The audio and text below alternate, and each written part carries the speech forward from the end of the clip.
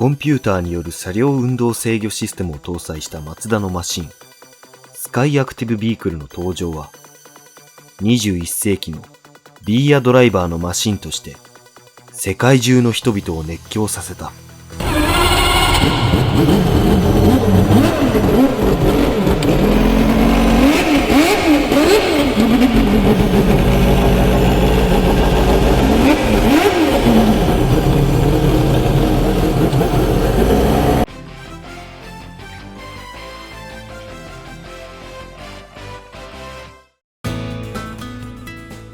突然ですが、うまい運転とは何でしょうか？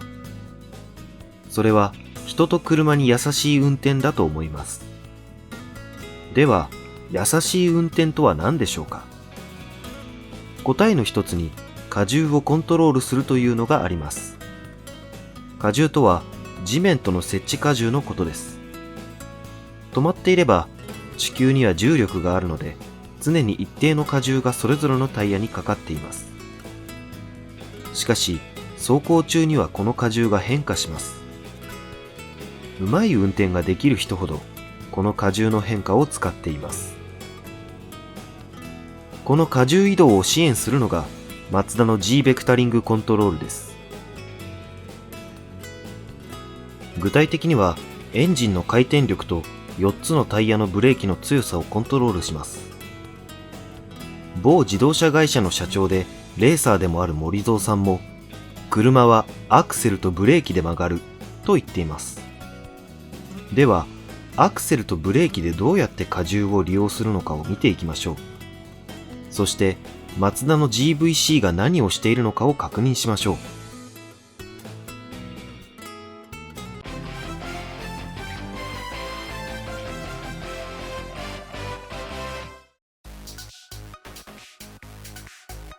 荷重を操作するために2つの自然現象を利用します。それは慣性の法則と遠心力です。慣性の法則で重要なのは加速の時とブレーキをかけた時です。電車に乗っていて急に発進すると、体が電車の進行方向とは逆に傾きますよね。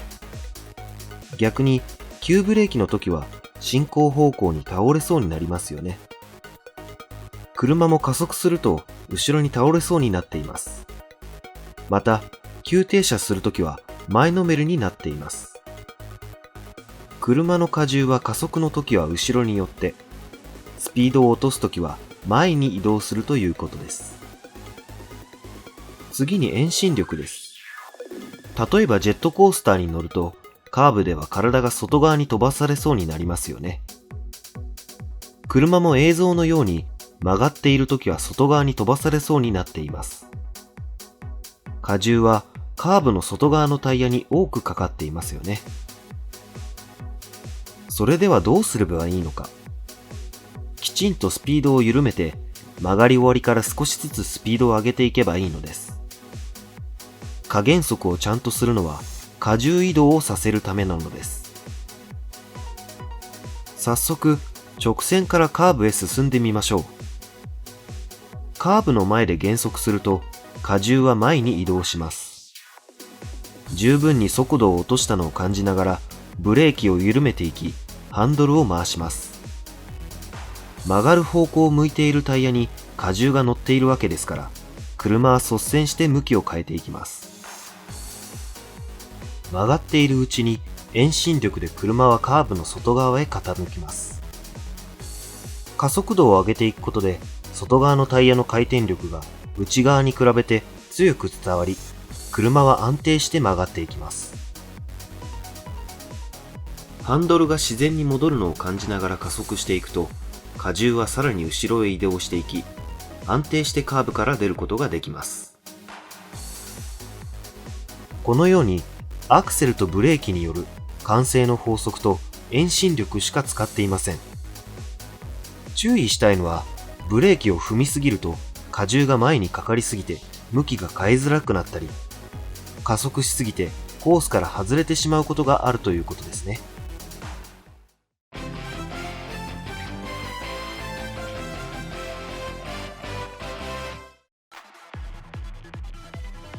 マツダの G ベクタリングコントロールは加速度 G を制御して車を安定させるシステムです。運転手がハンドルを回したことを感知して、意図的に回転力を下げて荷重を前に移動させる。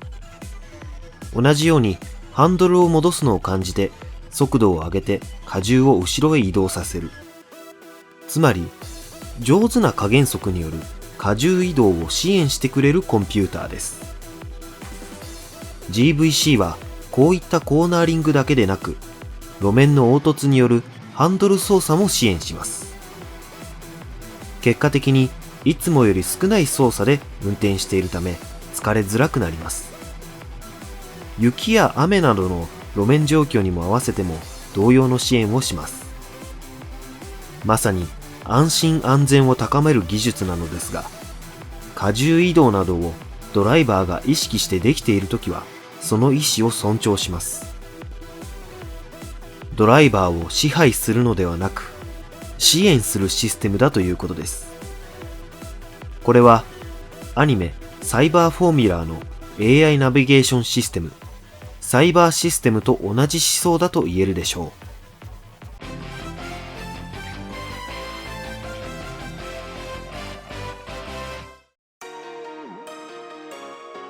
サイバーシステムがしている運転支援を私なりに考えてみました。現実世界のフォーミュラマシンと違い、サイバーフォーミュラーの前後にあるウィングは左右に分かれていると考えられます。風を操って向きを変えるのです。ドライバーが操作できるのは基本的にアクセル、ブレーキ、ハンドル、ギアチェンジぐらいです。もしかしたら荷重移動をドライバーに委ねて風を操ることで支援しているのがサイバーシステムなのかもしれませんね。まっすぐは後ろの羽が垂直になっています。こうすることで車が左右に振られるのを抑えて安定することができます。役割は飛行機の垂直翼と同じですね。スピードを落とすときは前後の羽が空気抵抗をしっかり受け止めるように立ち上がります。アニメの中では最高速度が時速 700km にもなるので、普通のブレーキだけでは足りないんでしょうね。次に空気によって方向が変えられるように左右のウィングをコントロールします。内側の空気抵抗を強くして外側を弱めることで旋回性能を高めます。また内側のウィングは空気による下向きの力、ダウンフォースを高め遠心力に対抗します。加速時は後ろの羽が垂直になることで左右のふらつきを抑制します。実際にはもっとウィングを微細に動かし細かい制御をしていると思われます。このようにサイバーシステムは空力を操ることでドライバーを支援しています。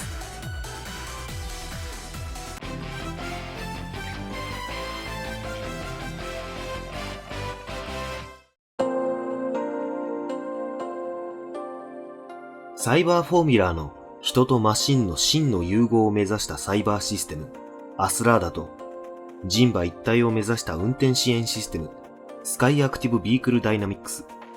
これらは全く関係ありません。今回は旋回性能を上げる話を中心にしましたが、スカイアクティブビークルダイナミックスはもっと統合的なものです。エンジン、トランスミッション、ボディ、シャーシなどの機能と動きを感知し、判断してドライバーを支援するシステムです。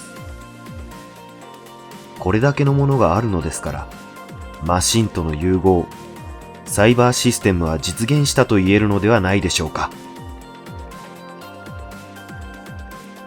今回の動画は以上です。チャンネル登録ともう一本動画を見ていただけたら嬉しいです。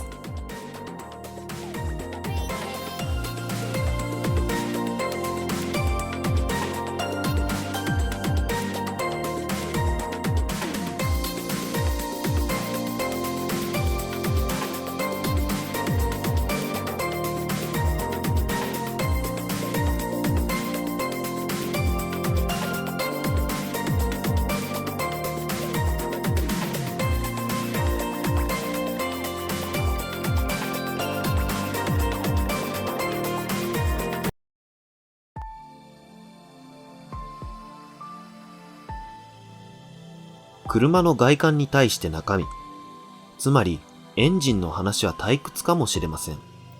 確かにそうです。普通に車を運転している中でエンジンって見ないですもんね。五感で感じられるのは音とハンドルを握った時の重さぐらいでしょうか。でも今回はマツダのエンジン戦略の話をあえてしたいと思います。先日、マツダは正式に直列6気筒エンジンの規格を発表しました。昨今の流行がエコや車の電動化なのに対して、あえてこの発表をしたのはなぜなのでしょう。今回はそんなマツダの2020年代のエンジンの戦略についてお話ししようと思います。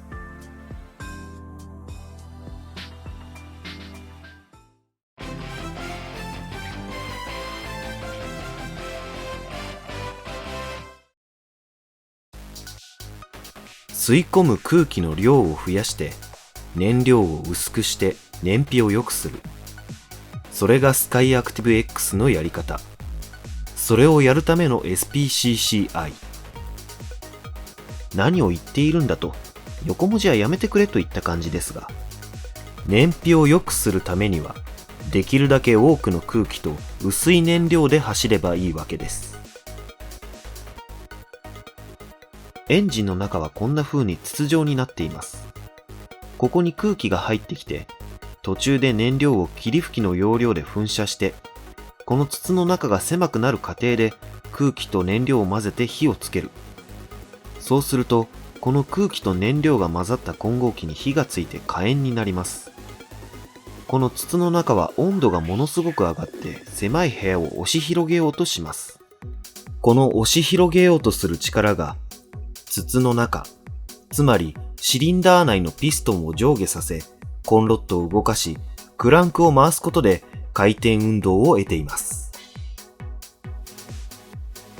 では、この空気と燃料をただ混ぜれば火が火炎になるのか、そういうわけではありません。空気に対して燃料が多すぎても少なすぎても、つまり濃すぎても薄すぎてもダメなんです。濃すぎると燃えなかった分が悪いものになったりするし、あともったいない。薄いとそもそも火炎にならなかったりする。一番燃えやすい空気と燃料の比率、理論空燃比っていうのがあります。それで燃えるように空気と燃料の量を調整しながら車は走っています。車は運転手のアクセル操作に合わせて、できるだけ理論空燃比でエンジンが動くようにたくさんの精密機械で制御しています。そこまでして理論空燃比でエンジンを動かそうとしているんだから、空気と燃料の比率なんてもう変わらないんだね。それに待ったをかけたのがマツダのスカイアクティブ X です。今まで通りの燃料で空気をたくさん入れて燃焼する。例えば、狭い部屋に人間をたくさん押し込みます。そうすると、感情的にも身体的にも人間は炎上しそうになりますよね。燃料もそうなんです。あまりにも狭いと火をつけなくても炎上しそうになるんです。人間は話し合うことができますが、混合機は限界が来ると自発的に炎上します。より部屋を狭くして圧縮していく過程で火がつく。だからこれを圧縮自己着火と言います。良い仕事をするためには最適な人数、オフィスの大きさ、タイミングが不可欠です。できるだけいいタイミングで激励をかける。それが火花点火制御圧縮着火 SPCCI です。皆さんは燃料だと思ってください。仕事場へ案内されます。そこに空気という仕事材料があります。燃料から見ると材料がいつもの倍あります。いつもの倍だけど最適なタイミングで激励してくれればいつもより効率よく仕事が終われそうです。って思ってたら小さな火花、アドバイスが飛びます。アドバイスの近くの人は仕事して熱く燃え上がります。その横にいた人も熱く燃え上がります。遠くで見ていた人も熱く燃え上がります。これがそこら中で連鎖して起こります。結果、少ない人数でいつもより大きな成果を得ています。これがスカイアクティブ X です。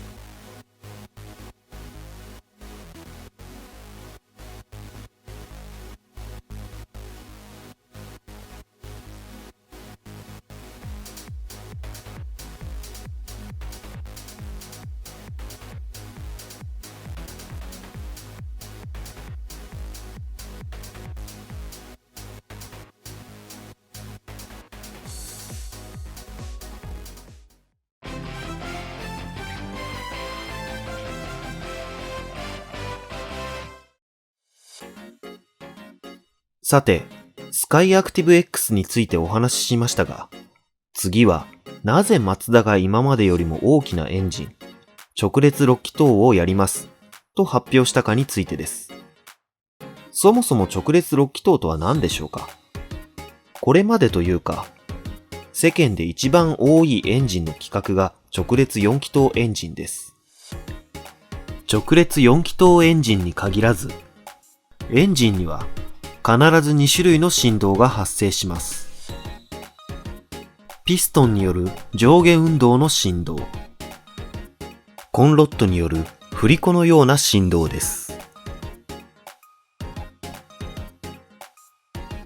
さて、4気筒があるということは、単気筒や2気筒、V 型8気筒などがあるわけですが、この振動はピストンとコンロットの数で打ち消し合うことができます。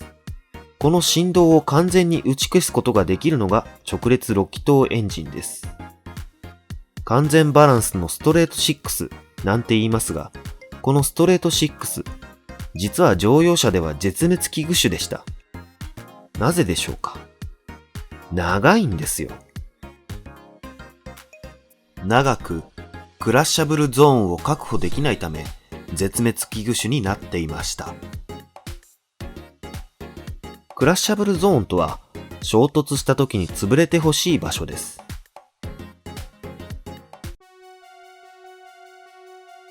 では、なぜ今マツダは直列6気筒をやるのか。一番は燃費のためです。エンジンを大きくすると重くなるので燃費が悪くなる印象ですが、回転数を抑えることができるため燃費が良くなるのです。エンジンが小さい4気筒の時は、大きな仕事量を得るためにたくさん回転しなければなりません。エンジンが大きければ回転数を下げても大きな仕事をしてくれます。もう一つ、燃焼できなかった燃料をもう一度使うという方法があります。これを排ガス再循環 EGR と言います。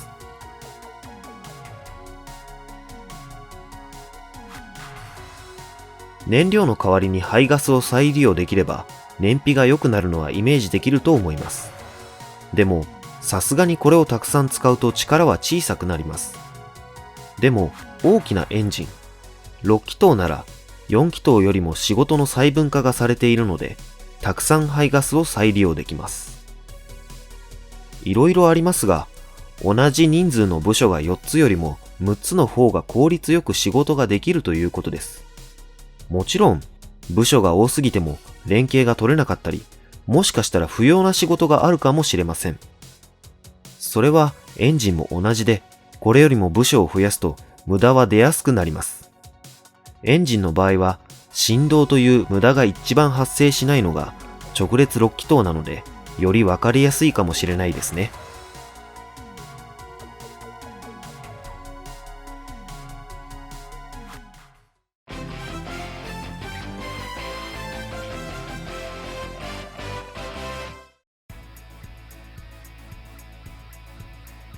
長くてクラッシャブルゾーンが取りにくい直列6気筒ですが、マツダらしいフロントミッドシップという手法で解決するようです。これまでの車は前のタイヤを回しているフロントエンジンフロントドライブ FF という構造が主流でした。これからは後ろのタイヤを回し、前の車軸よりも後ろにエンジンがあるフロントミッドシップレイアウトを採用するようです。これにより衝突安全性を確保しながら燃費とかっこよさを得られます。こちらは2017年の東京モーターショーのコンセプトカー、ビジョンクーペです。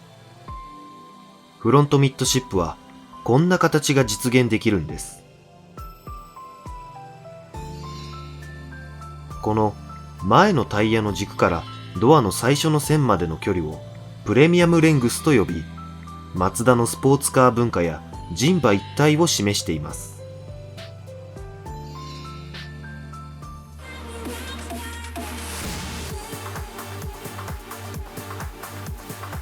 歴代のマツダのスポーツカーはコスモスポーツに始まり、フロントミッドシップレイアウトでした。つまりプレミアムレングスはマツダの遺伝子を表現しているのです。